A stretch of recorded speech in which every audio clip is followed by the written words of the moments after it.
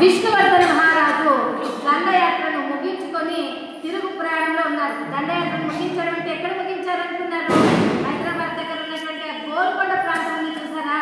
ఆ గోల్కొండ ప్రాంతంలో కూడా చివరిసారిగా వెళ్ళారు. అయితే అక్కడ ఈ దండయాత్రను విరమణ చేసుకున్నారు. ఎందుకమ్మా విరమణ చేసుకున్నారు? సైన్యం లేకనా? సైన్యం ఉంది, సైన్యం లేక కాదు. అయితే ఖజానా ఎక్కువైపోయింది. ఆ సైన్యం ఎక్కువైపోయి ఖజానా ఎక్కువైపోయి ఆ ఖజానానంతా కూడా లాగుతూ ఉన్నారు. మహారాజు చక్రవర్తి ఆయనకు అప్పటికే చాలా సంపద, ఖనిజ సంపద అంతా కూడా చాలా ఉంటుంది ఖజానాలు. మరి ఇంత ఖజానాలు మళ్ళీ తీసుకుని వెళ్తే ఇంకేం చేసుకోవాలి? ఎక్కడ పెట్టుకోవాలి?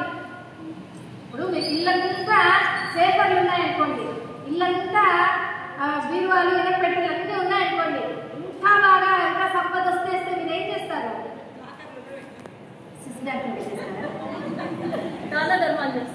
అలాగా ఆ కాలంలో కూడా మహారాజుకి ఖనిజ ఖజానా అంతా కూడా ఎక్కువైపోయి అక్కడ విరమణ చేసుకోవాలి అని దండయాత్ర విరమణ చేసి ఇక వస్తూ ఉన్నారు. తిరుగు ప్రయాణంలో ఉన్నారు. ఆ తిరుగు ప్రయాణంలో ఉన్నప్పుడు ఒక దగ్గరకు వచ్చేసరికి దేదీప్యమానంగా కనిపిస్తోంది ఆ పట్టణం అంతా కూడా. ఏమిటమ్మా పట్టణము అంటే? పెనుగొండ. చక్కగా చెప్తున్నారు భక్తులంతా కూడా.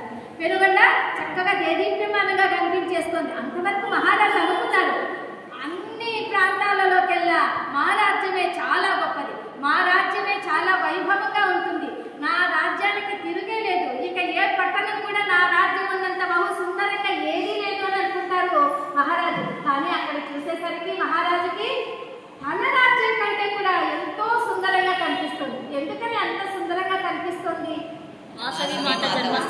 జన్మస్థలం కనుక, ఆ 18 పట్టణాలకు రాజధాని కనుక, ఆ ప్రాంతాలనంతా కూడా ఆదిశక్తి అమ్మవారి అనుజ్ఞచే త్రిమూర్తులు తెలియచేయగా బ్రహ్మ మనవడైనటువంటి మయబ్రహ్మ చేత నిర్మించబడినటువంటి 18 నగరాలు కనుక మామూలుగా మనం సాధారణంగా చాలా బాగా నిర్మిస్తేనే ఎంతో గొప్పగా ఉంటుంది.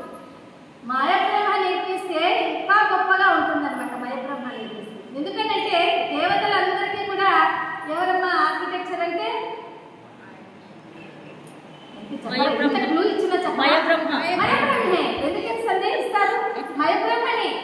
ఈ మయబ్రహ్మ ఎవరెవరికి ఏమేమి నిర్మించాడమ్మా? ద్వారకా నగరాన్ని కృష్ణుడి కోసం నిర్మించాడు. అలాగే ఈ కౌరవులకంతా కూడా నిర్మించాడు.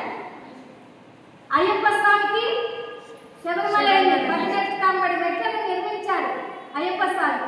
అలాగే ఆంజనేయ స్వామికి బంగారు మొలతాడు ఇదంతా కూడా గదంతా కూడా దాన్ని ఆర్కిటెక్ట్ చేసిందంతా మయబ్రహ్మని.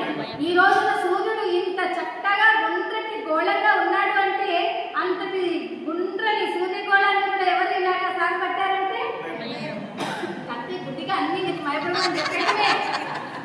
అవునా? నిజమేనమ్మా, కరెక్ట్గా చెప్పారు మయబ్రహ్మ. మరి మయబ్రహ్మ ఇంత చక్కగా లంకా నగరాన్ని కూడా నిర్మించింది ఆయనే, మయబ్రహ్మని. అటువంటి మయబ్రహ్మ ఇక్కడ ఏం నిర్మించారు? పెనుగొండ పట్టణాన్ని. ఈ పెనుగొండ పట్టణాన్ని నిర్మించేటప్పుడు సముద్రుడు కూడా తన జలాన్నంతా లోపలికి తీసుకొని సముద్రంలో ఉన్నటువంటి రత్నాలు, వైడూర్యాలు, ఈ సంపదలన్నీ కూడా పెద్దగా గుట్టలుగా వేసేసాడు సముద్రుడు.